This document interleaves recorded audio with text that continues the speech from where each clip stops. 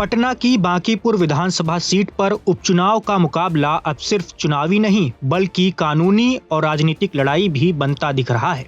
एक नामांकन रद्द हुआ तो अब सवाल दूसरे नामांकन पर उठने लगे हैं। सबसे बड़ा सवाल यही है कि क्या वीणा मानवी के बाद अब प्रशांत किशोर के नामांकन पर भी कोई संकट आ सकता है।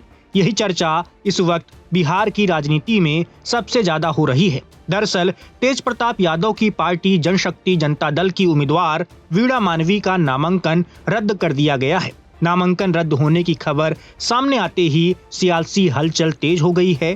तेज प्रताप यादव खुद पटना कलेक्ट्रेट पहुंच गए और पूरे मामले की जानकारी लेने लगे। उनके समर्थकों ने इसे बड़ा राजनीतिक झटका बताया, जबकि विरोधी दल इसे नियमों के मुताबिक हुई कार्रवाई कह रहे हैं। वीणा मानवी ने सोमवार को अपना नामांकन दाखिल किया था, लेकिन उसी दिन पटना पुलिस ने उन्हें धोखाधड़ी के एक पुराने मामले में गिरफ्तार कर लिया। बाद में उन्हें कोर्ट से जमानत जरूर मिल गई, लेकिन कानूनी मामलों का असर उनके चुनावी सफर पर भी पड़ सकता है। जांच के दौरान उनके खिलाफ पुराने मुकदमों की जानकारी सामने आई, जिसके बाद चुनाव अधिकारियों ने उनका नामांकन स्वीकार नहीं किया। जानकारी के मुताबिक वीणा मानवी के खिलाफ साल 2009 में एक केस दर्ज हुआ था। इसी मामले में उनके खिलाफ वारंट भी जारी हुआ था। इसके अलावा साल 2016 में फर्जीवाड़ा, धोखाधड़ी और SC/ST अत्याचार अधिनियम के तहत भी मामला दर्ज किया गया था। इन मामलों की वजह से उनका नामांकन जांच के दौरान विवादों में आ गया और आखिरकार उसे रद्द कर दिया गया। सिर्फ वीणा मानवी ही नहीं बल्कि निर्दलीय प्रत्याशी प्रिया कन्नर समेत कुल 10 उम्मीदवारों के नामांकन भी खारिज किए गए हैं। यानी चुनाव आयोग की जांच में कई उम्मीदवार तय मानकों पर खरे नहीं उतर सके। इससे साफ है कि इस बार नामांकन प्रक्रिया पर विशेष सख्ती दिखाई जा रही है। इस बीच अब राजनीतिक गलियारों में नई बहस शुरू हो गई है। चर्चा इस बात की है कि क्या जनसुराज के संस्थापक प्रशांत किशोर के नामांकन को लेकर भी कोई आपत्ति उठ सकती है।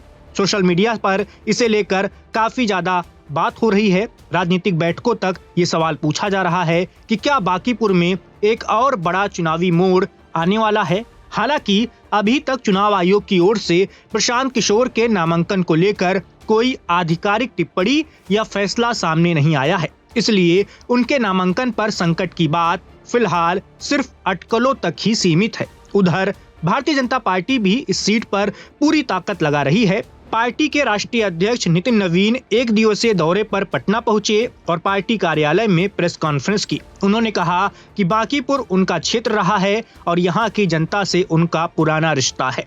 उन्होंने कहा कि एक जनप्रतिनिधि के तौर पर जनता के बीच रहना उनकी जिम्मेदारी है और वे हमेशा क्षेत्र के लोगों के साथ खड़े रहे हैं। नितिन नवीन ने भाजपा प्रत्याशी नीरज कुमार सिन्हा के समर्थन में भी खुलकर प्रचार किया। उन्होंने कहा, नीरज कुमार सिन्हा ऐसे परिवार से आते हैं जिसका जनसंघ के समय से पार्टी से जुड़ाव रहा है। उन्हें विश्वास है कि बांकीपुर की जनता एक बार फिर भाजपा पर भरोसा जताएगी। अब बांकीपुर का चुनाव सिर्फ उम्मीदवारों के प्रचार तक सीमित नहीं रह गया है। नामांकन रद्द होने की घटनाओं ने पूरे मुकाबले को और दिलचस्प बना दिया है। एक तरफ कानूनी प्रक्रिया है, दूसरी तरफ राजनीतिक आरोप प्रत्यारोप। ऐसे में सबकी नजर अब चुनाव आयोग के अगले कदम पर है। सबसे बड़ा सवाल अभी यही है, क्या वीणा मानवी के बाद अब प्रशांत किशोर के नामांकन को लेकर भी कोई नया मोड़ आएगा या फिर ये चर्चा सिर्फ चुनावी माहौल का हिस्सा बनकर रह जाएगी। आने वाले दिनों में इसका जवाब साफ हो पाएगा, ये जवाब मिल पाएगा। Subscribe to One India and never miss an update. Download the One India app now.